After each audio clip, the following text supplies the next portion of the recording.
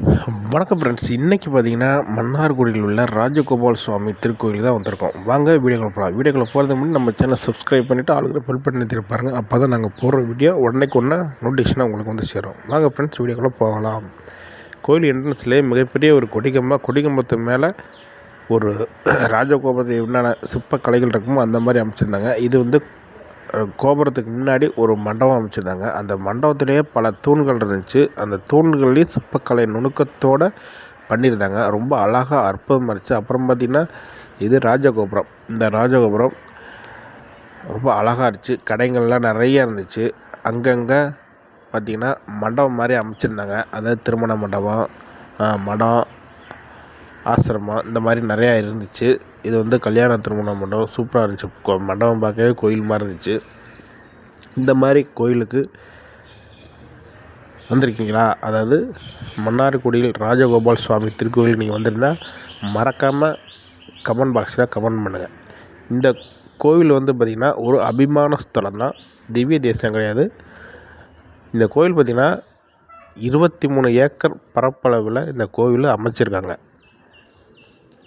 அதே மாதிரி கோபுரம் வந்து 98 அடி உயரத்தில் அமைச்சிருக்கு அப்படின்னு சொல்லுவாங்க. எனக்கு சரியாக அது தெரியல. ரொம்ப அழகாக அற்புதமாக இருந்துச்சு. இந்த கோபுரத்தில் அழகு பார்க்கவே ரொம்ப அழகாக, அந்த என்ட்ரன்ஸ் பார்த்திங்கன்னா ஒரு சுரங்கத்துக்குள்ளே போய் போகிற மாதிரி இருந்துச்சு. பார்த்திங்கன்னா அந்த ஸ்ட்ரக்சர்லாம் பார்க்கவே ரொம்ப அழகாக ஒரே நேர்த்தி கோட்டில் அமைச்சிருக்காங்க. பாருங்கள், இங்கே எல்லா கல்களையும் கல்வெட்டு இருந்துச்சு.